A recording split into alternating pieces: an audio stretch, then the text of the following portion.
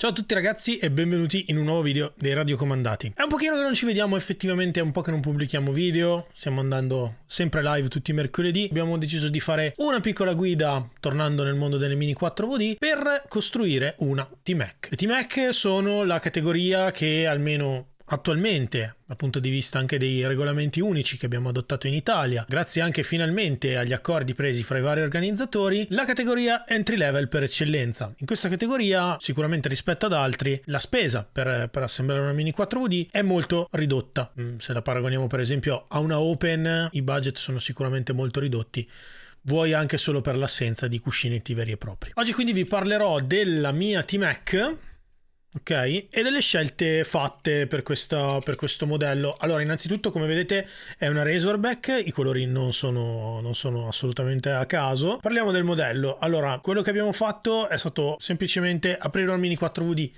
da scatola e assemblarla. Per quello che si dice nei regolamenti unici è possibile adottare al massimo due fibre di vetro, 2 FRP. Scelte che abbiamo adottato per questa Mini 4VD. Allora, tema gomme, partiamo, cercherò di darvi un po' di suggerimenti, ok?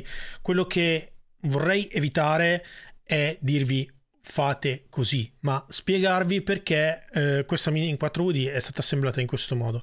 Allora, innanzitutto il modello Razorback è stato scelto per la mia passione per gli FMA. È un telaio, l'FMA, caratterizzato dalla presenza del motore all'anteriore, quindi con una naturale caduta dell'asse anteriore verso il basso, soprattutto in salto, quindi nella fase finale in caduta.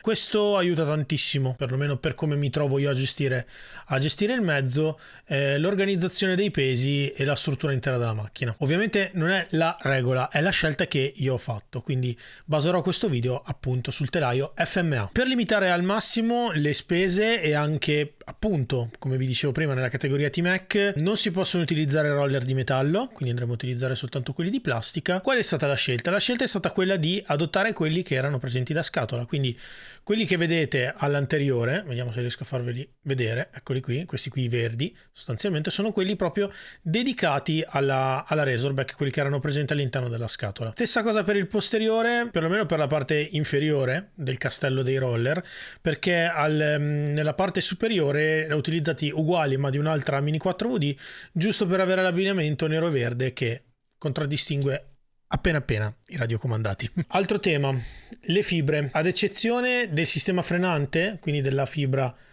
che potete vedere qui sotto, ho deciso di inserire una fibra all'anteriore e una al posteriore, montata sopra la parte posteriore appunto del telaio dell'FMA. Questo perché l'FMA è già dotato di 2 alette nella parte centrale del telaio, che in questo caso possono essere sfruttati per posizionare dei pesi, per inserire dei damper che vanno appunto ad assorbire quelli che sono i rimbalzi degli impatti, ok? Il motivo per cui mettiamo i damper è quello, quindi questo è quanto. Andiamo avanti, vi apro anche il telaio giusto per farvelo vedere, ok? Scelta delle gomme. Allora, anche questo secondo me è bene fare un piccolo approfondimento. Allora, le gomme maroon sono quelle che hanno meno attrito, ok? Quindi le utilizziamo sostanzialmente in jump, posizionate all'anteriore o al posteriore, per avere degli effetti differenti.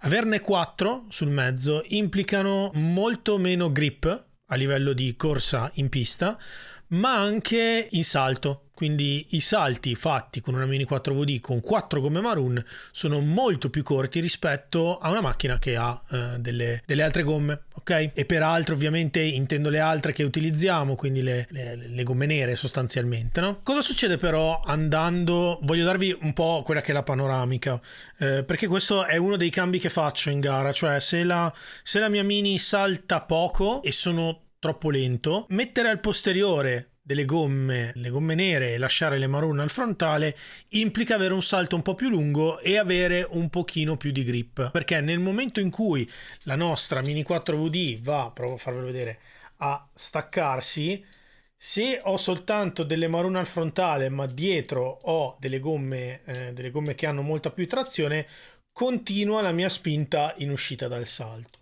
Se però io inverto questa cosa qui e metto delle gomme con un po' più grip al frontale e al posteriore mantengo le maroon, nel momento in cui la mia Mini 4VD si stacca dalla pista, il grip va sicuramente ad essere ridotto, perché a contatto della pista ci sono ancora le maroon e questo ovviamente comporta molta meno spinta. Quindi se volete saltare corto ma non perdere troppa velocità, quello che vi consiglio è mettere le maroon al posteriore. Se volete proprio invece saltare corto e avere un po' meno grip, 4 maroon. Questa scelta delle fibre l'abbiamo fatta semplicemente perché abbiamo adottato quello che è un layout molto basico, molto semplice, ok? Ve lo faccio vedere qui. Allora, questa fibra all'anteriore, quella dedicata all'FMA, come vedete qui sotto c'è un baffetto rosso che è il kit, vi lascerò tutti i codici qui sotto nel video, che permette sostanzialmente di andare a definire un'inclinazione sotto la fibra e fare in modo che oltre alla naturale inclinazione che viene data dal buff frontale del telaio, essa si possa accentuare un pochino e permettere un migliore inserimento appunto del frontale in rientro dopo il salto. La fibra posteriore, quella che viene chiamato comunemente granchio, che viene utilizzato, se non erro dovrebbe essere questo, che viene utilizzato in classica, in expert classica. Perché l'ho adottato? Perché ha un layout molto versatile, il fatto che abbia queste parti posteriori qui permette di inserire dei damper nella parte più posteriore possibile, ma altresì anche di andare a configurare un sistema frenante con una regolazione di altezza variabile. Ok, che cosa intendo? Vedete questi due barilotti neri? Sostanzialmente mi è sufficiente andare a cambiare gli spacer, che sono tutti rigorosamente di plastica, ragazzi, perché siamo in T-Mac, e posso andare a regolare in altezza quello che è la mia barra frenante. Ok, questo è FRP, che vi ricordo è escluso dal conteggio delle fibre in T-Mac, perché appunto ha come scopo il freno. Che altro dire? Da un punto di vista dei pesi sperimento abbastanza. Ultimamente quello che sto cercando di fare è ridurre al minimo i pesi, piuttosto magari calare da un punto di vista prestazionale o col motore o quantomeno non mettendo delle pile che sono, come direbbe Puggio, a busso. Questa in questo caso abbiamo montato un Hyper Dash, se non ricordo male lo andiamo a vedere. Assolutamente sì, è un Hyper Dash, un Asia Challenge, alla sua età probabilmente, a qualche annetto ce l'ha. Sicuramente la categoria T-Mac è una categoria molto interessante, perché diciamo che all'incirca come budget siamo attorno ai 60-70 euro, ovviamente esclusa la parte di pile e caricabatterie. Da quel punto di vista lì comunque abbiamo tutta una serie di consigli sulla nostra vetrina Amazon che vi suggerisco di andare a guardare. Ecco, abbiamo raccolto un po' tutto quello che sono gli strumenti di supporto sia per le lavorazioni che per portarsele in gara, che per altre varie casistiche che vi permetteranno insomma di avere una visione un po' completa di quello che serve e non serve. In questo caso specifico qui, a parte la Razorback, che è comunque una Mini 4VD che attualmente si trova anche con abbastanza facilità, che cosa abbiamo inserito? Un set di gomme maroon che non ricordo mai, si sono vendute, credo siano vendute a coppia, quindi 2 paia di coppie di gomme maroon, in modo tale che possiate anche intercambiarle con quelle che ci sono da scatola, che vanno benissimo. Un set di damper, come vedete in questo caso siamo stati molto leggeri, non abbiamo esagerato rispetto al nostro solito. Giusto c'è stata una piccola compensazione qui dietro, perché probabilmente il motore spingeva parecchio e quindi aveva questa tendenza ad andare troppo verso il basso. Per compensarla abbiamo calibrato un attimino il peso al posteriore. Non esiste una regola, ok, per rispondere a tanti che dicono cosa devo fare se succede questo, cosa devo fare se succede quello.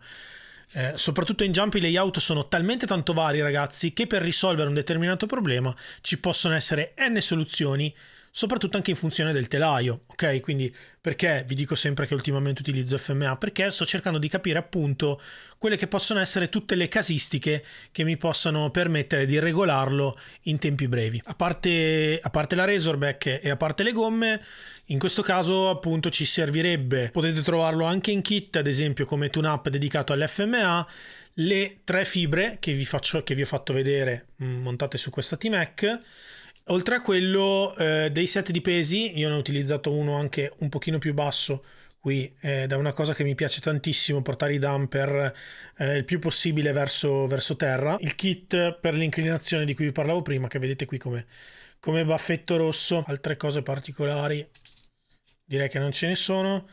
Ah sì, ovviamente non dimentichiamoci il kit freni con le varie spugne in varie altezze e varie mescole. Una cosa sicuramente che mi sento di consigliare, soprattutto se state decidendo di così approcciarvi al mondo delle Mini 4UD, la T-Mac è sicuramente un'ottima categoria per iniziare. Non buttatevi subito in altre categorie dove la spesa è sicuramente maggiore, perché per esempio all'interno di questa Mini 4VD di cui vi ho parlato finora non sono presenti dei cuscinetti, ma semplicemente l'anellino di plastica che è presente all'interno della scatola della Mini 4VD. Questa cosa qui abbatte drasticamente il peso, perché all'incirca un kit di 4 cuscinetti parliamo di almeno 20-25 euro. Ok, quindi sì ragazzi, la spesa è sicuramente diversa. Continuo a vedere la T-Mac come una categoria dove si può iniziare nel mondo delle Mini 4VD. È una categoria necessariamente da abbandonare, credo che comunque si possa ancora fare tanto anche utilizzando la plastica. Ci sono vari approcci che si possono utilizzare, l'abbiamo visto anche all'interno del nostro canale, della nostra community. Tantissimi ci condividono il loro layout, i loro risultati in pista, che sono sicuramente ottimi, con delle proposte molto divertenti e molto interessanti.